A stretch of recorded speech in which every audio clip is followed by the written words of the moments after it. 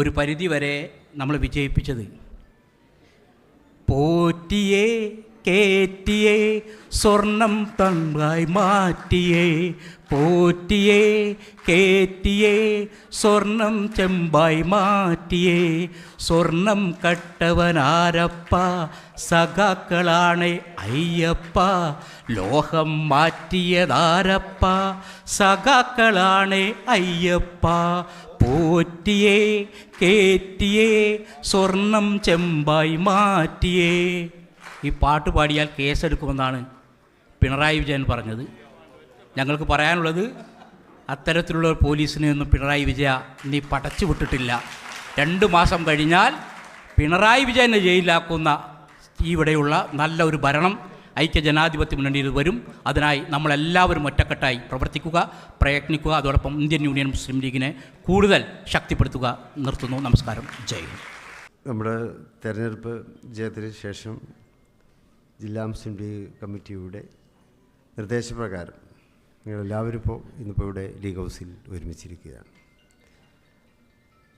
ഇതുപോലെ എല്ലാ ജില്ലകളിലും അതാത് ജില്ലാ കമ്മിറ്റികൾ ജനപ്രതിനിധികളെ വിളിച്ചുകൊണ്ട് പ്രത്യേകമായിട്ടുള്ള ക്ലാസ്സുകളും മറ്റും നൽകി വരുന്നുണ്ട്. അതിൻ്റെ ഭാഗമായി നിങ്ങളെയൊക്കെ അഭിനന്ദിക്കുന്നതിന് വേണ്ടിയാണ് ഇവിടെ എത്തിയിട്ടുള്ളത്. നിങ്ങളെല്ലാം ഹൃദയത്തിൻ്റെ ഭാഷയിൽ നിങ്ങളുടെ വിജയത്തിൽ സന്തോഷിക്കുകയും അഭിനന്ദനങ്ങൾ നേരുകയും ചെയ്യുകയാണ്. നേതാക്കളെല്ലാം ഇവിടെ ഉണ്ട്. കൂടുതലായിട്ട് പറയാൻ ആഗ്രഹിക്കുന്നില്ല. സ്വാഗത പ്രസംഗത്തിൽ ഇസ്മായിലും റസാഖ് മാഷ് അധ്യക്ഷ പ്രസംഗത്തിലുമെല്ലാം കാര്യങ്ങൾ വിശദമാക്കി തന്നെ ഇവിടെ അവതരിപ്പിക്കുകയുണ്ടായി. നമ്മുടെ ഒരിക്കലും നമ്മൾ പ്രതീക്ഷിക്കാത്ത വിധത്തിലുള്ള വിജയമാണ് നമുക്ക് തദ്ദേശ തെരഞ്ഞെടുപ്പിൽ കൈവരിക്കുവാൻ സാധിച്ചത്. സാധാരണഗതിയിൽ കേരളത്തെ സംബന്ധിച്ചിടത്തോളം തദ്ദേശ തെരഞ്ഞെടുപ്പുകളിൽ മുൻതൂക്കം മറ്റുള്ളവർക്കാണ് ഉണ്ടാകാറുള്ളത്. തെരഞ്ഞെടുപ്പിൻ്റെ റിസൾട്ട് പോലും നമ്മളങ്ങനെ ശ്രദ്ധിക്കാറില്ല. പക്ഷേ ഇത്തവണ അങ്ങനെയല്ലായിരുന്നു. റിസൾട്ടിൻ്റെ ആദ്യ സമയം മുതൽക്ക് തന്നെ UDFന് ശക്തമായിട്ടുള്ള മുന്നേറ്റം കുറിക്കുവാൻ കഴിഞ്ഞു എന്നുള്ളത് നമുക്കൊക്കെ വളരെ ആവേശമായി. അതുകൊണ്ട് തന്നെ റിസൾട്ട് നമ്മൾ സാഗൂതം വീക്ഷിച്ചു കൊണ്ടിരുന്നു. അത് നമുക്ക് വലിയ തരത്തിൽ ഓരോ റിസൾട്ട് വരുമ്പോഴും നമുക്ക് സന്തോഷം ഉണ്ടായി. ഇപ്പോൾ കോഴിക്കോട് ജില്ലാ പഞ്ചായത്തിൽ നമുക്ക് മേധാവിത്വം പുലർത്താൻ സാധിച്ചു എന്ന് പറഞ്ഞു. എന്നതുപോലെ സംസ്ഥാനത്തെ 7 ജില്ലാ പഞ്ചായത്തുകളിൽ നമുക്ക് മുൻതൂക്കം ഉണ്ടായി. നമ്മുടെ വലിയ സ്വപ്നമായിരുന്നു കോർപ്പറേഷൻ ഭരണത്തിലേക്ക് തിരിച്ചു വരിക എന്നുള്ളത്. എന്നാൽ ഇപ്പോൾ നമ്മൾ കോർപ്പറേഷൻ ഭരണത്തിലേക്ക് തിരിച്ചു വന്ന പ്രതീതി തന്നെയാണുള്ളത്. ഇടതുപക്ഷം ഔട്ടായ രീതിയിൽ തന്നെയാണ് കോർപ്പറേഷനിലും നമുക്ക് കാണുവാൻ കഴിയുന്നത്. ഗ്രാമ ബ്ലോക്ക് പഞ്ചായത്തുകളിൽ നമുക്ക് വലിയ മുന്നേറ്റം കുറിക്കുവാൻ സാധിച്ചു. ഈ വലിയ നേട്ടം ഒക്കെ ഉണ്ടാക്കുവാൻ കഴിഞ്ഞത് നമ്മുടെ ഇച്ഛാശക്തിയുടെയും അതുപോലെ തന്നെ നമ്മുടെ കഠിനാധ്വാനത്തിൻ്റെയും ഫലമായിട്ടാണ്. പാർട്ടി താഴെ തട്ടിൽ വളരെ സജ്ജമായിരിക്കുന്നു എന്നുള്ളത് തന്നെയാണ്. വരാനിരിക്കുന്നൊരു തെരഞ്ഞെടുപ്പ് നമ്മുടെ മുമ്പിലുണ്ട്. നമ്മൾ പഞ്ചായത്ത് തെരഞ്ഞെടുപ്പിൻ്റെ കാലത്ത് തന്നെ സമയത്ത് തന്നെ പറഞ്ഞു, ഇത് സെമി ഫൈനലാണ്, ഫൈനൽ വല്ലാതെ വൈകാതെ ഉണ്ടാവും. ആ ഫൈനലിലേക്കാണ് നമ്മൾ ഒരുങ്ങുന്നത് എന്നുള്ളത്. ആ ഒരുക്കം നമ്മൾ ഭംഗിയായി നിർവഹിച്ചിരിക്കുന്നു. പ്രാക്ടീസൊക്കെ നമ്മൾ ഭംഗിയായി നിർവഹിച്ചിരിക്കുന്നു. ഇനി ഫൈനലിൽ നമുക്ക് ഗോളടിക്കുക എന്നുള്ളതാണ് നമുക്ക് ചെയ്യുവാനുള്ളത്. തീർച്ചയായിട്ടും ആ ഒരു ഉദ്ദേശ ലക്ഷ്യത്തോടെയാണ്, ലക്ഷ്യബോധത്തോടെ തന്നെയാണ് നിങ്ങൾ എല്ലാവരും തയ്യാറായിട്ടുള്ളത്. നിങ്ങളെല്ലാവരും തിരഞ്ഞെടുക്കപ്പെട്ട പ്രതിനിധികളാണല്ലോ. നിങ്ങളെല്ലാവരും നമ്മളെല്ലാം ജനങ്ങൾ ജയിപ്പിച്ച് അവരുടെ ഏറ്റവും വലിയ ഓരോ കേരളത്തിൽ ഇപ്പോൾ ത്രിതല പഞ്ചായത്തിലാകുമ്പോൾ അല്ലെങ്കിൽ നമ്മുടെ അധികാര കേന്ദ്രങ്ങളെക്കുറിച്ച് ചിന്തിക്കുമ്പോൾ ജനങ്ങളുമായി ഏറ്റവും ഏറെ അടുത്ത ബന്ധം പുലർത്തുന്ന അധികാര കേന്ദ്രം എന്നുള്ളത് പഞ്ചായത്തുകളാണ്, ത്രിതല പഞ്ചായത്ത് മേഖലകളാണ്. അപ്പോൾ ആ ജനങ്ങളോട് ഏറ്റവും അടുത്ത് ജനങ്ങളുടെ പ്രയാസങ്ങൾ, ജനങ്ങളുടെ ആവശ്യങ്ങൾ, അവരുടെ മറ്റ് പരാതികൾ ഇതൊക്കെ തന്നെ നേരിട്ട് കേൾക്കുവാൻ ഇടയുള്ളവരാണ് നിങ്ങളെല്ലാവരും. ഇപ്പോൾ കേരള പഞ്ചായത്തി രാജ് ബില്ല് നിലവിൽ വന്നതിന് ശേഷം പഞ്ചായത്തുകൾക്ക് അധികാരം വർദ്ധിച്ചു എന്നുള്ളതാണല്ലോ. ഈ അധികാരം വർദ്ധിച്ചു എന്നുള്ളത് നമ്മളെ ആവേശം ഉണ്ടാക്കാനുള്ളൊരു പ്രയോഗമല്ല. അധികാരം വർദ്ധിക്കും തോറും അതിൻ്റെ അർത്ഥം എന്നുള്ളത് നിങ്ങളുടെ ഉത്തരവാദിത്വങ്ങൾ വർദ്ധിക്കുന്നു എന്നുള്ളതാണ്. നിങ്ങളുടെ ഉത്തരവാദിത്വങ്ങൾ, നിങ്ങളുടെ ബാധ്യതകളും കടമകളുമൊക്കെ വർദ്ധിച്ചിരിക്കുന്നു എന്നുള്ളത് തന്നെയാണ്. ജനങ്ങളിലേക്ക് അധികാരം കൈമാറുക എന്നുള്ളതാണല്ലോ ഈ പഞ്ചായത്ത് രാജ് സംവിധാനം. അപ്പോൾ ആ ജനങ്ങൾ തിരഞ്ഞെടുക്കപ്പെട്ട പ്രതിനിധികൾ എന്നുള്ള അവരുടെ പ്രതിനിധികളാണ് നിങ്ങൾ. നിങ്ങളിലേക്ക് അധികാരം വന്നിരിക്കുന്നതിനർത്ഥം നിങ്ങളിലേക്ക് ഉത്തരവാദിത്വങ്ങൾ വർദ്ധിച്ചിരിക്കുന്നു എന്നുള്ളതാണ്. മുമ്പ് പഞ്ചായത്ത് മെമ്പർമാർക്കൊക്കെ അങ്ങനെ പോയാൽ മതി. ഇന്നിപ്പോൾ അങ്ങനെയല്ലല്ലോ. നിങ്ങൾക്ക് എല്ലാവർക്കും അത് അറിയാവുന്നതാണ്. നിങ്ങളെല്ലാവരും അനുഭവ സമ്പന്നരുമാണ്. ഇവിടെ കാണുന്നങ്ങളിൽ ബഹുഭൂരിഭാഗം പേരെയും പലപ്പോഴും പലയിടങ്ങളിൽ വെച്ചും കാണാറും നമ്മൾ ബന്ധപ്പെടാറുമുണ്ട്. കാരണം നിങ്ങളെല്ലായിടത്തും വളരെ സജീവമാണെന്നുള്ളത് കൊണ്ടാണ്. പഞ്ചായത്ത് തലങ്ങളിൽ, വാർഡ് തലങ്ങളിൽ, ഓരോ പ്രദേശങ്ങളിലും നിങ്ങളൊക്കെ വ്യവഹരിക്കുന്ന ആ മേഖലകളിലൊക്കെ അതിൻ്റെ മുമ്പന്തിയിൽ നിൽക്കുന്നവരാണ് നിങ്ങളിൽ ബഹുഭൂരിഭാഗം പേരും. ജനങ്ങളുടെ ഏറ്റവും അടുത്ത ബന്ധം പുലർത്തിയതിൻ്റെ ആ ഒരു വിജയം കൂടിയാണ് നിങ്ങളിൽ ഇപ്പോൾ ഉണ്ടായിട്ടുള്ളത്. അപ്പോൾ അധികാരം വർദ്ധിച്ചിരിക്കുന്നു പറയുമ്പോൾ നിങ്ങളുടെ കടമകളും കടപ്പാടും വർദ്ധിച്ചിരിക്കുകയാണ്. ഇപ്പോൾ പഞ്ചായത്തൊക്കെ എന്നൊക്കെ പറയുമ്പോൾ പ്രാഥമിക വിദ്യാഭ്യാസം മുതൽ പ്രാഥമിക ആരോഗ്യ കേന്ദ്രങ്ങൾ വരെ എന്നതുപോലെ തന്നെ മനുഷ്യൻ്റെ ജനനം മുതൽ മരണം വരെയുള്ള വിശേഷാവസരങ്ങളിലൊക്കെ അവർക്ക് ലഭിക്കേണ്ടതായിട്ടുള്ള രേഖകൾ, സർട്ടിഫിക്കറ്റുകൾ ഇതൊക്കെ തന്നെ വിതരണം ചെയ്യപ്പെടാനുള്ള ഉത്തരവാദിത്വവും പഞ്ചായത്തുകൾക്കാണല്ലോ. ആ മനുഷ്യരുമായി ഏറ്റവും ബന്ധപ്പെടുന്ന ആ ഒരു മേഖലയിൽ ഉള്ള പ്രവർത്തനം, അതിലേക്കാണ് നിങ്ങളെല്ലാവരും തിരഞ്ഞെടുക്കപ്പെട്ടിട്ടുള്ളത്. പിന്നെ നിങ്ങളുടെ മുമ്പിൽ വരുന്ന ആളുകളുണ്ടാവും, ഓരോ അവരുടെ പ്രയാസങ്ങൾ പറഞ്ഞുകൊണ്ട് വരുന്നവരുണ്ടാവും. അത് രണ്ട് നിലക്ക് നിങ്ങൾക്ക് കൈകാര്യം ചെയ്യാം. ഒന്നുകിൽ അവർ പറയുന്ന പ്രയാസങ്ങളെ കൂടുതൽ ഇരട്ടിച്ച് അവർക്ക് തിരിച്ചുകൊണ്ട് പറഞ്ഞു കൊടുത്ത് അവരെ ആകെ കൺഫ്യൂഷനിലാക്കാം. വേറെ ഒന്നുള്ളത് അവരുടെ പ്രയാസങ്ങൾ, ആ പ്രയാസങ്ങളെ പഠിച്ചുകൊണ്ട് അതിനെന്ത് പരിഹാരം കാണുവാൻ കഴിയും എന്ന് ചിന്തിച്ച് അവർക്കും ആത്മവിശ്വാസവും ആത്മധൈര്യവും കൊടുക്കുന്ന രീതിയിൽ അവരോട് പെരുമാറുവാനും നിങ്ങൾക്ക് കഴിയും. അതിൽ രണ്ടാമത് പറഞ്ഞ ആ മാർഗ്ഗമാണ് നിങ്ങൾ സ്വീകരിക്കേണ്ടത്. ആദ്യത്തെ മാർഗ്ഗമല്ല. പ്രശ്നങ്ങളെ പ്രയാസവൽക്കരിക്കാനല്ല തയ്യാറാകേണ്ടത്, മറിച്ച് പ്രശ്നങ്ങളെ പരിഹാരവൽക്കരിച്ചുകൊണ്ട് അതിന് പരിഹരിക്കാനുള്ള എല്ലാ സഹായങ്ങളും അവർക്ക് ചെയ്തു കൊടുക്കുക എന്നുള്ളത് തന്നെയാണ് നിങ്ങൾ ചെയ്യേണ്ടത്. പരിഹാരങ്ങളെ പ്രശ്നവൽക്കരിക്കുന്നവനല്ല,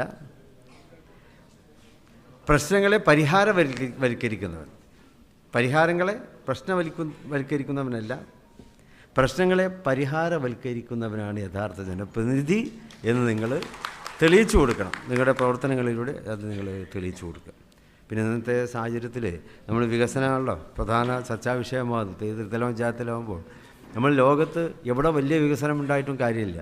ഇപ്പോൾ ഇന്ത്യ തന്നെ വളരെ വികസിക്കുന്നു. ഇപ്പോൾ ഹൈവേ ഒക്കെ വളരെ നല്ല നിലക്ക് എല്ലായിടത്തും വികസിച്ചിട്ടുണ്ട്.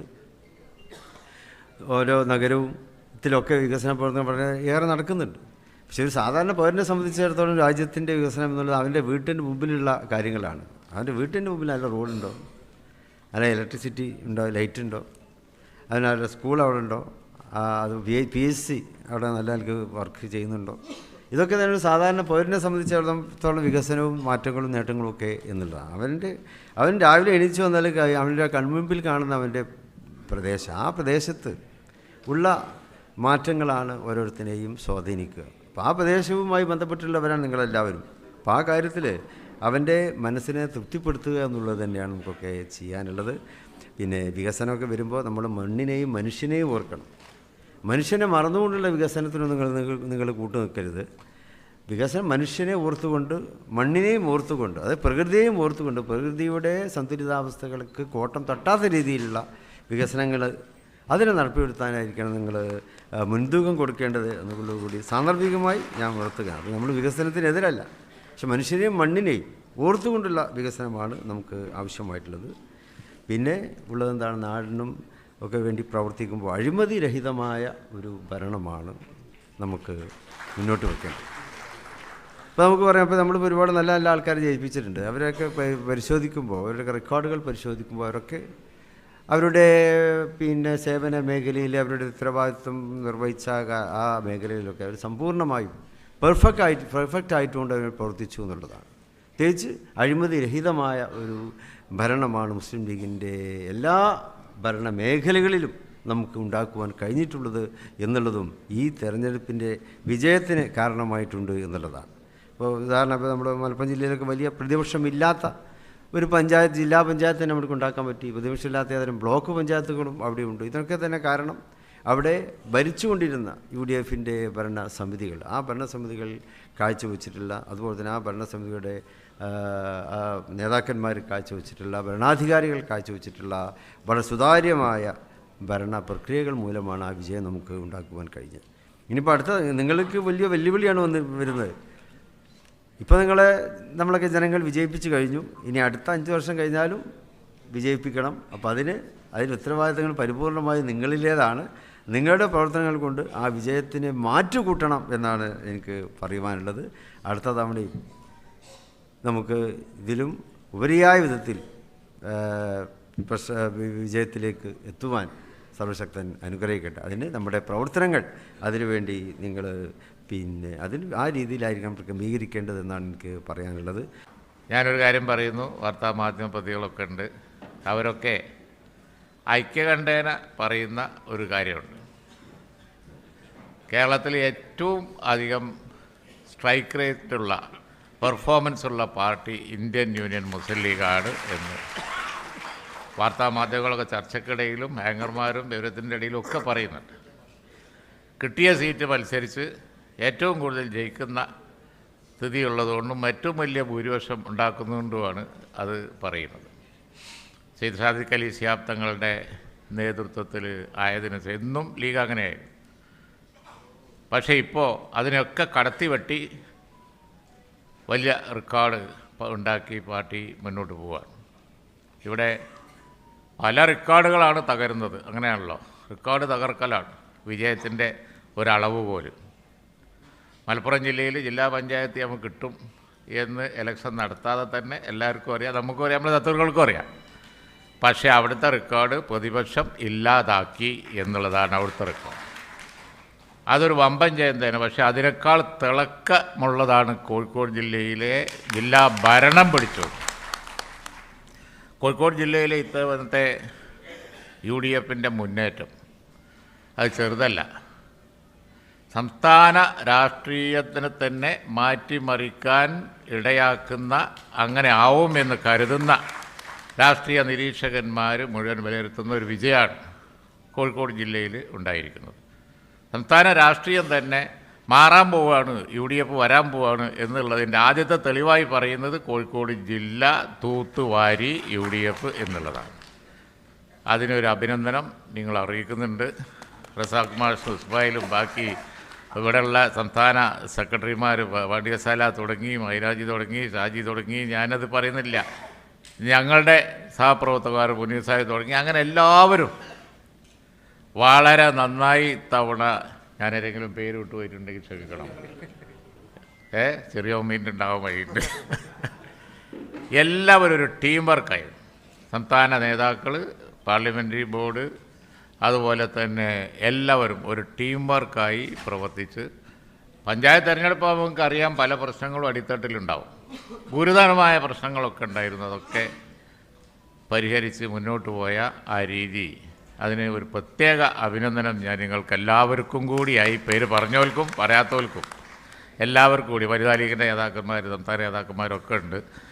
വനിതകളെ മറന്നു എന്ന് പറയണ്ട, ഞാൻ പേരെല്ലാവരും പറയാൻ കഴിയാത്തതുകൊണ്ടാണ്. അപ്പോൾ അതുകൊണ്ട് വലിയ ഒരു പെർഫോമൻസിന് ഒരുപാട് അർഹത നിങ്ങൾക്കൊക്കെ ഉണ്ട്. തീർച്ചയായും കോഴിക്കോട് ജില്ലയിലെ സാധാരണ പ്രവർത്തകന്മാർ ലീഗിന് പാർട്ടിയോടുള്ള കമ്മിറ്റ്മെൻറ്റ് അതവർ കാണിച്ചു. ഒറ്റ കാര്യമേ പറയുള്ളൂ, അതൊന്ന് റിപ്പീറ്റ് ചെയ്താൽ മതി, സംസ്ഥാന രാഷ്ട്രീയം മാറും, യാതൊരു സംശയവുമില്ല. UDF 19 സീറ്റ് നേടിയപ്പോൾ അതിൽ 10 നേടിയത് കോഴിക്കോട്ട് നിന്നാണ്.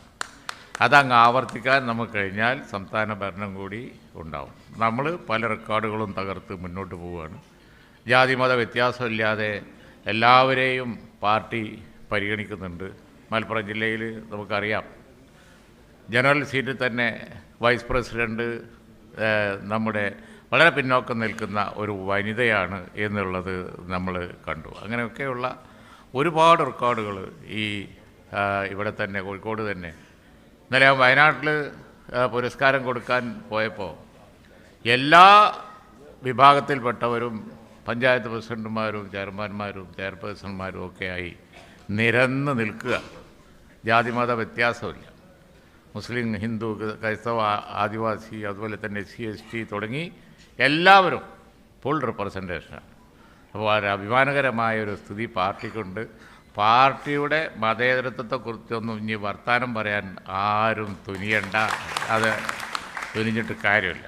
നമ്മുടെ ചർച്ചയിൽ പങ്കെടുക്കുന്ന ഷാഫി ചാലിയൊക്കെ ഉണ്ട്, അവരൊക്കെ ബലമായി പറയാറുണ്ട്. അവർക്കൊക്കെ ധൈര്യമായിട്ട് ഇനിയും പറയാം. ഞാൻ ഒരിക്കൽ കൂടി എല്ലാവരെയും അഭിനന്ദിക്കുകയാണ്. കുഞ്ഞാലിക്കുട്ടി സാഹിബിൻ്റെ സംസാരത്തിൽ അദ്ദേഹം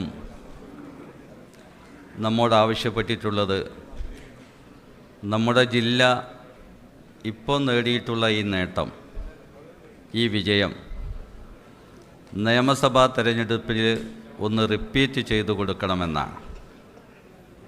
അതിൻ്റെ അർത്ഥം ഐക്യജനാധിപത്യ മുന്നണി സർക്കാർ നമ്മുടെ സംസ്ഥാനത്ത് ഭരണമേൽക്കണമെങ്കിൽ കോഴിക്കോട് ജില്ല അതിൻ്റെ ഉത്തരവാദിത്തം നിറവേറ്റണമെന്നാണ്. 10 സീറ്റിലാണ് നമ്മളിപ്പോൾ ഇവിടെ വിജയിച്ച് നിൽക്കുന്നത്. അത് നിലനിർത്താനായാൽ യാതൊരു സംശയവുമില്ല, തീർത്ത് നമുക്കിവിടെ നിന്ന് ഉറപ്പിച്ച് പറയാം, അടുത്ത സർക്കാർ ഐക്യജനാധിപത്യ മുന്നണിയുടേതാണ് എന്ന്. അതിനുള്ള പ്രവർത്തനങ്ങൾ നന്നായി തുടങ്ങാനുള്ള കുറഞ്ഞ സമയം മാത്രമേ നമ്മുടെ മുന്നിലുള്ളൂ. ആ കാര്യം കൂടി നമ്മുടെ മുന്നിൽ മുഖ്യ വിഷയമായി നിലനിൽക്കുന്നു എന്ന് ഞാൻ ഈ സന്ദർഭം ഓർമ്മപ്പെടുത്തുകയാണ്. തദ്ദേശ സ്വയംഭരണ സ്ഥാപനങ്ങൾ, അതിൻ്റെ ഭരണം സാധാരണ ജനങ്ങളെ നേരിട്ട് ബാധിക്കുന്ന, അല്ലെങ്കിൽ സാധാരണക്കാരായ ആളുകൾ നേരിട്ട് ബന്ധപ്പെടുന്ന ഭരണ സ്ഥിരാകേന്ദ്രമാണ്. പഞ്ചായത്തായാലും മുനിസിപ്പാലിറ്റി ആയാലും ബ്ലോക്കായാലും ജില്ലാ പഞ്ചായത്തായാലും. അവിടെ നികുതി പിരിക്കാൻ അധികാരമുള്ള സ്ഥാപനങ്ങളുണ്ട്, പഞ്ചായത്തുകളും മുനിസിപ്പാലിറ്റികളുമാണ്. ബ്ലോക്കിനും ജില്ലാ പഞ്ചായത്തിനും മറ്റ് രീതിയിലുള്ള പ്രവർത്തനങ്ങൾ ലഭ്യമാകുന്ന ഫണ്ട് ഉപയോഗിച്ച് നടത്തേണ്ടതുണ്ട്. അതുകൊണ്ട് തദ്ദേശ സ്വയംഭരണ സ്ഥാപനങ്ങളുടെ പ്രവർത്തനങ്ങൾ 100% വിജയകരമായി ജനതാൽപര്യത്തിനനുസരിച്ച് നമുക്ക് നടത്തിക്കൊണ്ടു പോകണമെങ്കിൽ സംസ്ഥാന സർക്കാർ നമ്മുടെ ലൈനിൽ ചിന്തിക്കുന്ന ഐക്യജനാധിപത്യ മുന്നണി സർക്കാർ ആയിരിക്കണമെന്ന കാര്യത്തിൽ യാതൊരു സംശയവുമില്ല. കഴിഞ്ഞ തദ്ദേശ ഭരണ സ്ഥാപനങ്ങളിലെ സാരഥികളായിട്ടുള്ള ആളുകൾ ഈ സദസ്സിലുണ്ടാകാം, വീണ്ടും തിരഞ്ഞെടുക്കപ്പെട്ട് വന്നവരുണ്ടാകാം. അവരനുഭവിച്ച പ്രശ്നങ്ങൾ, അവർ നേരിട്ട പ്രയാസങ്ങൾ, അവർക്ക് ഫണ്ട് മുടക്കിയത്, അവരുടെ അധികാരം കവർന്നെടുത്തത്, അവർക്കാവശ്യമായ സ്റ്റാഫിനെ, ജീവനക്കാരെ, സെക്രട്ടറിമാരെ കൊടുക്കാതെ ഭരണം സ്തംഭനത്തിലാക്കിയതൊക്കെ നമ്മുടെ മുന്നിലുണ്ട്. എന്നാൽ അത്തരത്തിലുള്ള ഒരു കാര്യവും നടപ്പാക്കാൻ കഴിയാതെ നന്നായി ജനസേവനം നടത്തി പ്രവർത്തിക്കാൻ തദ്ദേശ സ്ഥാപനങ്ങളിലെ ഭരണാധികാരികൾക്ക് കഴിയണമെങ്കിൽ അവരുടെ ലൈനിൽ ചിന്തിക്കുന്ന സർക്കാർ സംസ്ഥാനത്തുണ്ടാകണം. അത് വളരെ പ്രാധാന്യമുള്ളൊരു വിഷയമാണ് എന്ന് നമുക്കറിയാം.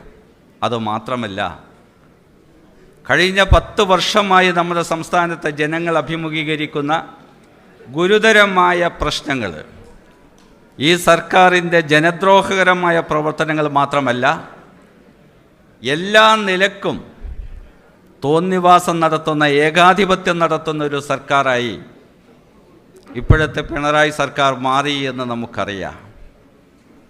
അതിനെല്ലാറ്റിനും അപ്പുറം കേരളത്തിലെ മഹിത പാരമ്പര്യത്തിനും സാംസ്കാരിക പൈതൃകത്തിനും അന്തസ്സിനും അഭിമാനത്തിനും ക്ഷതമേൽക്കുന്ന രൂപത്തിൽ ആളുകളെ വിഭാഗീയമായി നിലനിർത്താൻ, അവരിൽ സ്പർദ്ധ വളർത്താൻ, വിദ്വേഷം വളർത്താൻ, പകയുണ്ടാക്കാൻ നടത്തുന്ന BJP സംഘ് പരിവാർ പ്രവർത്തനങ്ങൾക്ക് കൂട്ടുനിൽക്കുന്ന ഒരു മുഖ്യമന്ത്രിയായി പിണറായി വിജയൻ മാറിയിരിക്കുന്നു എന്ന് 2 കണ്ണുകൊണ്ടും കാണുന്ന ഈ അവസ്ഥയെ മറിച്ചിടണമെങ്കിൽ ഒറ്റക്കെട്ടായി ഒരുമിച്ച് മുന്നേറാനുള്ള ബാധ്യത നമുക്കുണ്ട് എന്ന കാര്യത്തിൽ യാതൊരു സംശയവുമില്ല. ആ ദൗത്യം നമ്മൾ നിർവഹിക്കപ്പെടണം. ആ ദൗത്യം യാഥാർത്ഥ്യമാകണമെങ്കിൽ കോഴിക്കോട് ജില്ല തന്നെ വിചാരിക്കണം. രാഷ്ട്രീയ കാൽക്കുലേഷൻ നമ്മുടെ മുന്നിലുണ്ട്. ഓരോ തെരഞ്ഞെടുപ്പിലും വരാവുന്ന കാലികമായ വിഷയങ്ങളിലെ തരംഗങ്ങളെ നമുക്ക് തെരഞ്ഞെടുപ്പിൽ വോട്ടായി മാറുന്നത് നമ്മൾ കണ്ടുകൊണ്ടിരിക്കുകയാണ്. അത്തരത്തിലുള്ള തരംഗങ്ങൾ ഏതൊക്കെ രൂപത്തിൽ ഏതൊക്കെ സമയത്ത് വരുമെന്നുള്ളത് നീട്ടി നമുക്ക് പ്രവചിക്കാൻ കഴിയില്ല. അവരടിസ്ഥാനപരമായ വോട്ടുകൾ സമാഹരിച്ച് നിർത്തുകയും ആ അടിസ്ഥാനപരമായ വോട്ടുകളിൽ നിന്ന് ഒന്നുപോലും നഷ്ടപ്പെടാതിരിക്കാനുള്ളൊരവസ്ഥ രൂപപ്പെടുത്തുകയും ചെയ്യേണ്ടതാണ് പാർട്ടി പ്രവർത്തകന്മാരുടെ ബാധ്യത. ആ അടിസ്ഥാനപരമായ വോട്ട് 100% ഐക്യമുന്നണിക്കാണെങ്കിൽ വരാവുന്ന തരംഗങ്ങൾ കൂടി വരുമ്പോഴാണ് വലിയൊരൊഴുക്ക് രൂപപ്പെടുന്നതും നമ്മുടെ വിജയം സമ്പൂർണ്ണമാവുന്നത്. ദീർഘമായ ഒരു സംസാരം ഞാൻ ഉദ്ദേശിക്കുന്നില്ല. ഇവിടെ കൂട്ടത്തിൽ തങ്ങളും എല്ലാവരും സൂചിപ്പിച്ച പോലെ നമുക്കാവശ്യമായ പിന്തുണ നൽകുന്ന, നമുക്കാവശ്യമായ പിൻബലം നൽകുന്ന, ഒരുപാട് തെറ്റിദ്ധാരണകൾ വളർത്തുന്ന മാധ്യമങ്ങൾ സൃഷ്ടിക്കുന്ന ആഘാതങ്ങളിലെല്ലാം തന്നെ നമ്മളെ കാത്തു സൂക്ഷിക്കുന്നത് നമ്മുടെ പ്രചരണത്തിൻ്റെ ഏകമാർഗമായ നമ്മുടെ ജിഹ ചന്ദ്രികയാണ്. അതുകൊണ്ട് ചന്ദ്രികയുടെ വായനക്കാർ മാത്രമല്ല വരിക്കാർ നിങ്ങൾ നിർബന്ധമാണ് എന്ന കാര്യത്തിൽ ഉറപ്പ് നിങ്ങൾ വരുത്തി എന്ന് ഞാൻ വിശ്വസിക്കുകയാണ്. അതോടൊപ്പം തന്നെ ഇവിടെ സൂചിപ്പിച്ച പോലെ നിങ്ങൾക്ക് നിശ്ചയിച്ചിട്ടുള്ള കോട്ടകൾ പഞ്ചായത്ത് പ്രസിഡന്റുമാർക്ക്, വൈസ് പ്രസിഡന്റുമാർക്ക്, ബ്ലോക്ക് പ്രസിഡന്റുമാർക്ക്, ജില്ലാ പ്രസിഡന്റുമാർക്ക്, ജില്ലാ പഞ്ചായത്ത് പ്രസിഡന്റുമാർക്ക്, MLA-മാർക്കൊക്കെ പാർട്ടി കോട്ട നിശ്ചയിച്ച് കൊടുത്തിട്ടുണ്ട്. അതൊരു താല്പര്യപൂർവ്വം ഒരു സ്വമേധയാ അത് ഏറ്റെടുത്ത് എല്ലാവരും ആ ദൗത്യം നിർവഹിക്കണമെന്ന് മാത്രം അഭ്യർത്ഥിച്ചുകൊണ്ട് നിങ്ങളെ ഒരിക്കൽ കൂടി അഭിവാദ്യം ചെയ്ത് ഞാൻ എൻ്റെ വാക്കുകൾ അവസാനിപ്പിക്കും. പഞ്ചായത്ത് ഒരുപാട് അധികാരം നമുക്ക് കിട്ടിയിട്ടുണ്ട്. അധികാരം കൂടുതലാണ്. അധികാരം കൂടിയതിനനുസരിച്ച് നമ്മൾ ബി എ റെസ്പോൺസിബിൾ പേഴ്സൺ എന്നാണ് തങ്ങൾ പറഞ്ഞത്. ഉത്തരവാദിത്വം നിർവഹിക്കാനാണ്. മറ്റു പ്രധാനപ്പെട്ട കാര്യം അതിനേക്കാളും ഊന്നി പറഞ്ഞിട്ടുള്ളൊരു കാര്യം, പ്രശ്നങ്ങളുമായിട്ടാണ് നിങ്ങളെ സമീപിക്കുന്ന ആൾക്കാർ. പലവിധ പ്രശ്നമുണ്ട്. തെരുവ് വിളക്ക് വരെ ഉള്ള ഒത്തിരി പ്രശ്നങ്ങൾ കൂടുതൽ സങ്കീർണമാക്കാനല്ല നിങ്ങൾ, പകരമായി അതെങ്ങനെ പരിഹരിക്കാമെന്നുള്ളതാണ്. പരിഹാരത്തിൻ്റെ ഏറ്റവും പ്രധാന കാര്യം ഒന്ന് ശ്രദ്ധിക്കുക എന്നുള്ളത് തന്നെയാണ് ഏറ്റവും പ്രധാനം. എൻ്റെ സംസാരം ശ്രദ്ധിക്കാനല്ല പറഞ്ഞത്. പരാതിയുമായി വരുന്നവരുടെ പ്രശ്നങ്ങൾ കേട്ടാൽ തന്നെ ഹാഫ് ഡൺ, പകുതി പരിഹരിച്ചു. കേൾക്കാൻ പോലും സമയമില്ലാതെ നമ്മൾ ഓടേണ്ട കാര്യമില്ല. ആ നിലക്ക് പ്രശ്നങ്ങളെ സങ്കീർണമാക്കാനല്ല, പരിഹരിക്കാൻ. അതിലുപരി താങ്കൾ പറഞ്ഞ മറ്റൊരു കാര്യം ഞാൻ അടിവരയിട്ട് പറയുന്നു. അത് മണ്ണിനും മനുഷ്യനും, മണ്ണിനു വേണ്ടി മനുഷ്യന് വേണ്ടി ഇത്ര വലിയൊരാശയമാണ് തങ്ങളിവിടെ പറഞ്ഞിട്ടുള്ളത്. മണ്ണിനു വേണ്ടി മനുഷ്യന് വേണ്ടി, ഇത് രണ്ടും പരിഗണിച്ചുകൊണ്ടുള്ള വികസനമാണ്, ലീഗിൻ്റെ വികസന നയമാണ് തങ്ങളോട് പ്രഖ്യാപിച്ചിട്ടുള്ളത്. ലീഗിൻ്റെ വികസന നയം അതായിരിക്കണം. നിങ്ങൾ ഒപ്പുവെക്കുമ്പോൾ പ്രസിഡന്റുമാർ, വൈസ് പ്രസിഡന്റുമാർ, ജനപ്രതിനിധികൾ ഗൗരവമായി ആ കാര്യം ശ്രദ്ധിക്കുക. അതിലൊക്കെ ഉപരിയായി തങ്ങൾ ഊന്നി പറഞ്ഞത് അഴിമതിരഹിതമായൊരു ഭരണമാണ് ലീഗ് വിഭാവനം ചെയ്യുന്നത്. ഞാൻ കൊടിയത്തൂർ പഞ്ചായത്തിൽ നിന്നാണ് വന്നത്. ഇത്ര മനോഹരമായി ഞങ്ങൾ ജയിച്ചു കയറുമ്പോൾ പഞ്ചായത്തിനെ കുറിച്ച് 100 നാക്കുകൾ എല്ലാവർക്കും പറയാനുള്ളത്. അഴിമതിരഹിതമായ ഒരു പഞ്ചായത്ത്, അഴിമതിരഹിതമായ ഒരു ജില്ലാ പഞ്ചായത്തിൻ്റെ കണക്കുകൾ ജില്ലാ പ്രസിഡന്റും വൈസ് പ്രസിഡന്റും പറഞ്ഞു. നിങ്ങൾക്കറിയോ, 21% ആകെ പദ്ധതി ചെലവഴിച്ചത്. മുച്ചക്രം കൊടുക്കേണ്ടവർക്ക് പോലും മുച്ചക്ര വാഹനത്തിനുള്ള ലിസ്റ്റ് പോലും തയ്യാറാക്കാൻ കഴിയാതെ ഒരു ഭരണകൂടത്തെ തായിറക്കിയിട്ട് നമ്മൾ പ്രിയപ്പെട്ട നവാസും മില്ലി ടീച്ചർ ഉൾപ്പെടെ ബൽക്കീസും മിസബും ഒക്കെ ഉൾപ്പെടെയുള്ള ടീം വന്നിട്ടുള്ളത്. അപ്പോൾ അഴിമതിരഹിതമായൊരു ഭരണം പ്രിയപ്പെട്ടവരെ, ആ നിലക്കുള്ള ഒരു ജനപ്രതിനിധികൾ ആയി മാറാൻ എല്ലാവരും ശ്രമിക്കുക. എല്ലാവിധ അഭിവാദ്യങ്ങളൊപ്പം ഒരു വാക്കുകൂടി ജില്ലാ മുസ്ലിം ലീഗിനെ കുറിച്ചും. ഈ ജില്ലാ മുസ്ലിം ലീഗിൻ്റെ കമ്മിറ്റി വയനാട്ടിലെ യോഗം ചേർന്നു. അന്ന് വയനാട് ഇത്ര ബ്ലോക്കില്ല, ബ്ലോക്കുണ്ട്, ഇത്ര ബ്ലോക്കില്ല, ഇപ്പോഴത്തെ ബ്ലോക്കില്ല.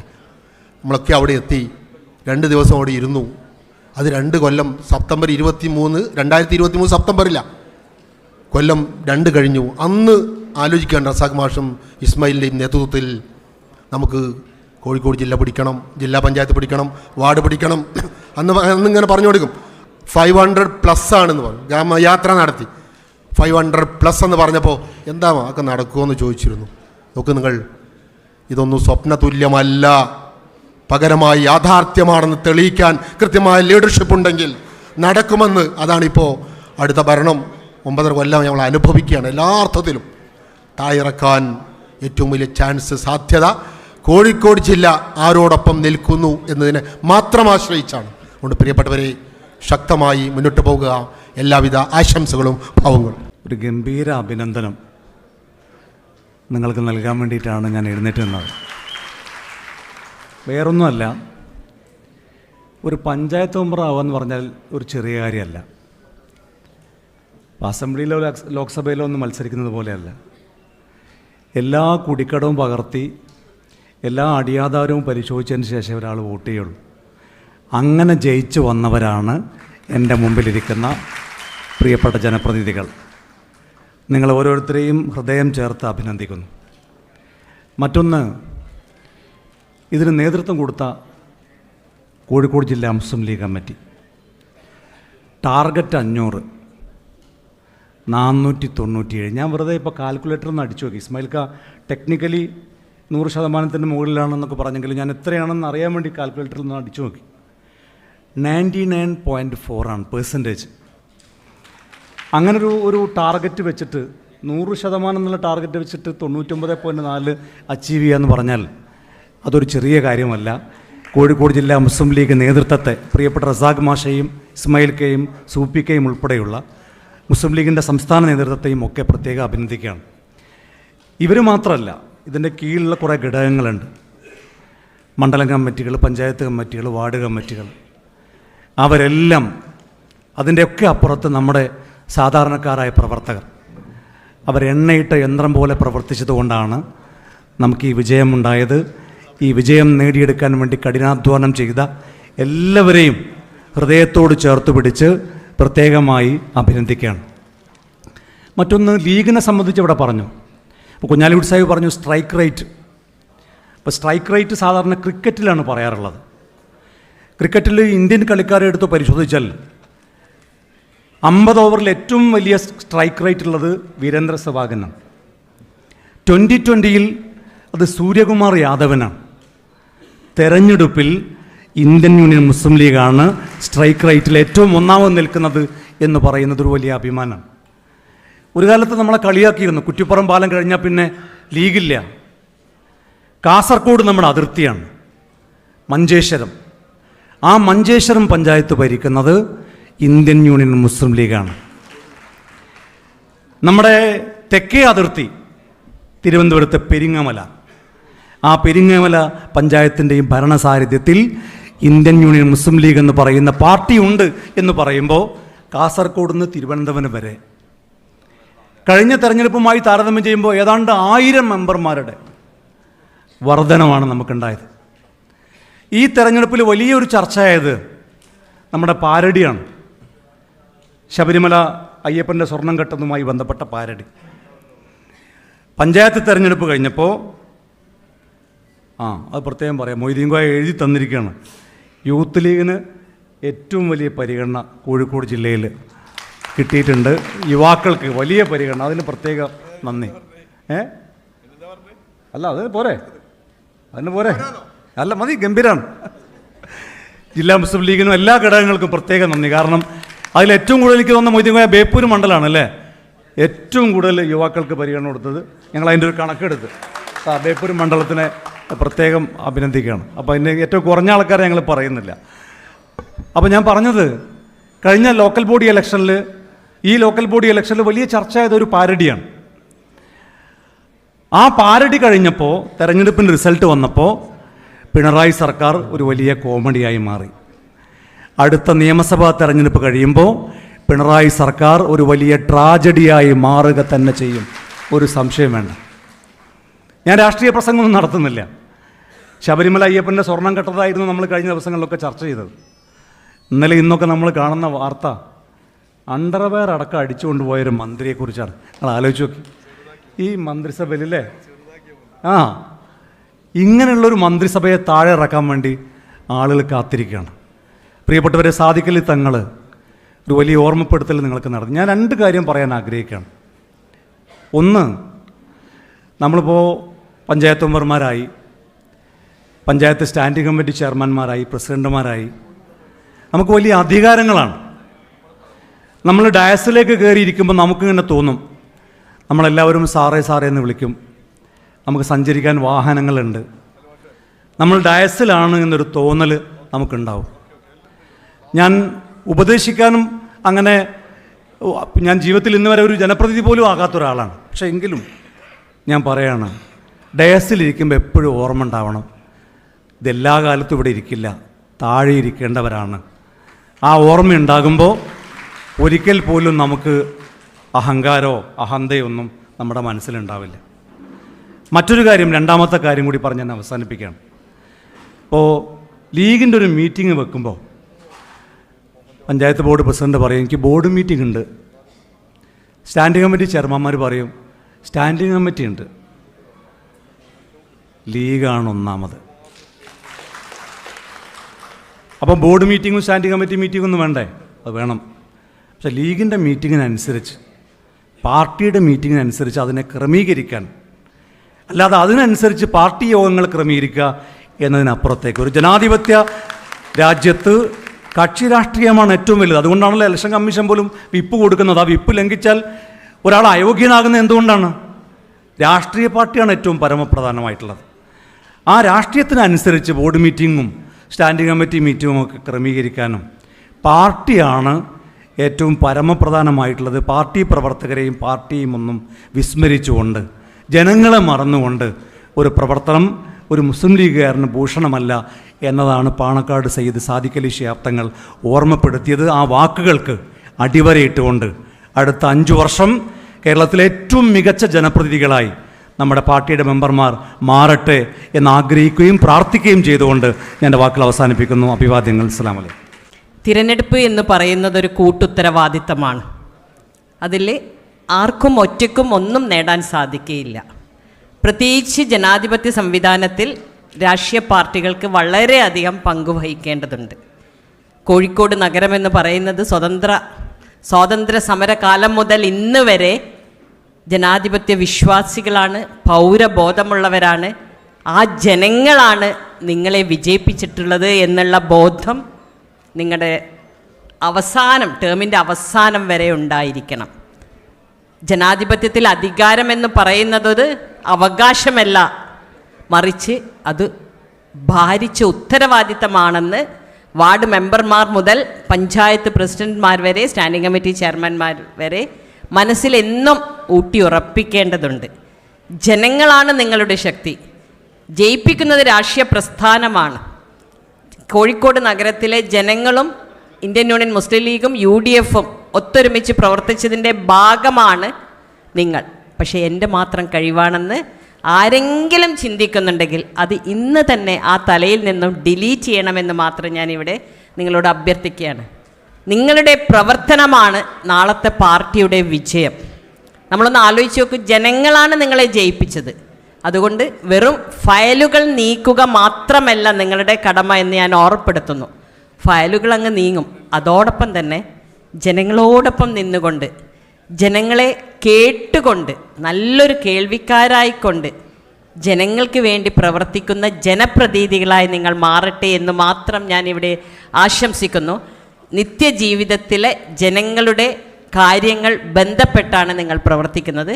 അതുകൊണ്ട് തന്നെ സുതാര്യമായ ഭരണം, സമയബന്ധിതമായ സേവനങ്ങൾ, നീതിപൂർവമായി ജനകീയ ഇടപെടലുകൾ ഉണ്ടാവട്ടെ എന്ന് ആശംസിക്കുകയും സർവശക്തനോട് പ്രാർത്ഥിക്കുകയും നിങ്ങൾക്കെല്ലാവർക്കും വിജയം നേരുകയും ചെയ്തുകൊണ്ട് വാക്കുകൾ നിർത്തുന്നു. നന്ദി.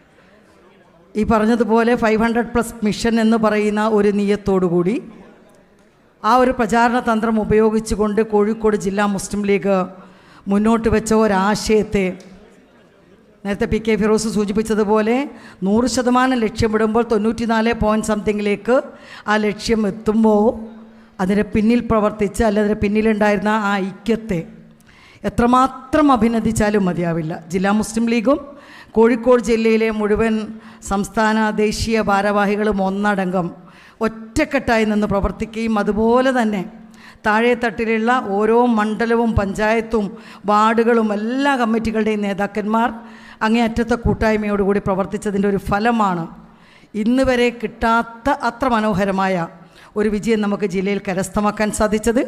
എൻ്റെ മുമ്പിൽ എത്തിച്ചേർന്ന് നിൽക്കുന്ന എല്ലാ ജനപ്രതിനിധികളെയും ഒരുപാട് ആവേശത്തോടെ, ഒരുപാട് സന്തോഷത്തോടെ ഞാൻ അഭിവാദ്യം ചെയ്യുന്നു, അഭിനന്ദിക്കുന്നു. അതിൽ പ്രത്യേകിച്ച് ഈ പകുതിയിലധികം വരുന്ന എൻ്റെ പ്രിയപ്പെട്ട വനിതാ ലീഗിൻ്റെ ജനപ്രതിനിധികളെ ഒന്നുകൂടി ഹൃദയത്തിൽ തട്ടി ഞാൻ അഭിനന്ദിക്കുകയാണ്.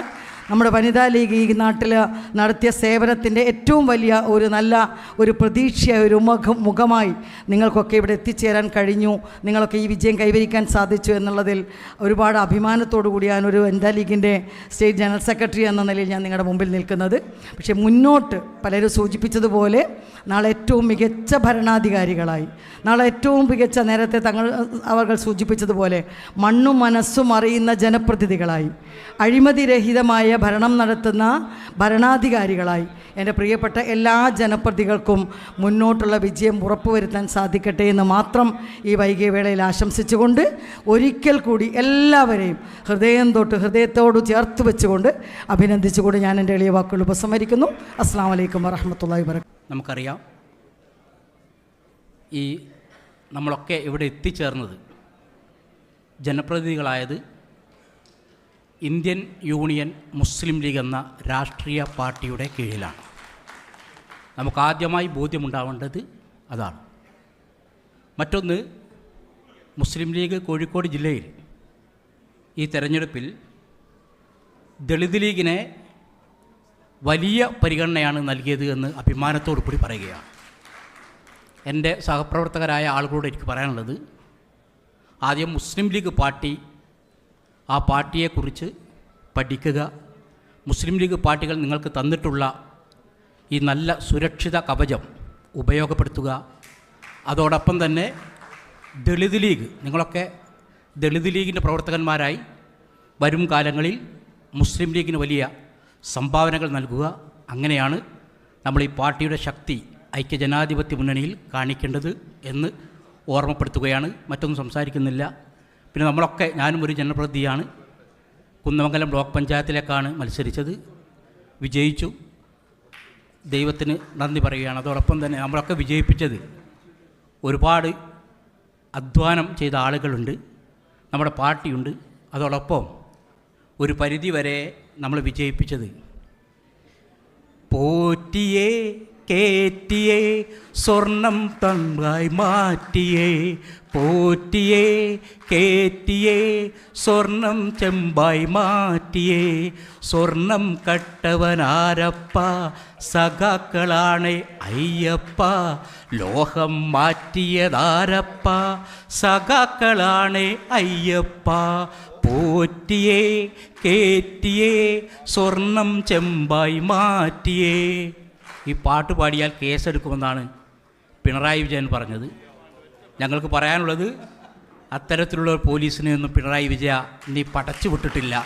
2 മാസം കഴിഞ്ഞാൽ പിണറായി വിജയനെ ജയിലിലാക്കുന്ന ഇവിടെയുള്ള നല്ല ഒരു ഭരണം ഐക്യജനാധിപത്യ മുന്നണിയിൽ വരും. അതിനായി നമ്മളെല്ലാവരും ഒറ്റക്കെട്ടായി പ്രവർത്തിക്കുക, പ്രയത്നിക്കുക. അതോടൊപ്പം ഇന്ത്യൻ യൂണിയൻ മുസ്ലിം ലീഗിനെ കൂടുതൽ ശക്തിപ്പെടുത്തുക. നിർത്തുന്നു. നമസ്കാരം. ജയ് ഇല്ല, ഈ പത്രപ്രവർത്തകരായി വർക്ക് ചെയ്യുന്ന സമയത്ത് ഞങ്ങൾക്കൊരു രീതിയുണ്ട്. പത്രത്തിലൊരു ന്യൂസ് എഴുതിയാൽ എഡിറ്റർ സ്ഥലമല്ലെങ്കിൽ വെട്ടും. അപ്പോൾ നമ്മൾ ഏറ്റവും പ്രധാനമുള്ളത് ആദ്യ പാരഗ്രാഫിൽ എഴുതണം, പിന്നെ 2, പിന്നെ 3, അതായത് താഴ്ന്ന് മേലോട്ടാണ് വെട്ടുക. അപ്പോൾ ഒക്കെ വെട്ടിയാൽ ഒരു പാരഗ്രാഫ് ഉണ്ടായാലും വാർത്തേൻ്റെ കണ്ടന്റ് ഉണ്ടാവണം. അതേപോലെ ഏറ്റവും പ്രധാനപ്പെട്ട 2-3 കാര്യം മാത്രമേ പറയുന്നുള്ളൂ. 5 മിനിറ്റിൽ അവസാനിപ്പിക്കുക. ഒന്ന്, പുതുതായി ഭരണം പിടിച്ച പഞ്ചായത്തുകളുണ്ട്. ശ്രദ്ധിക്കേണ്ട കാര്യമാണ്, ഈ ഭരണം പിടിച്ച പഞ്ചായത്തുകളിൽ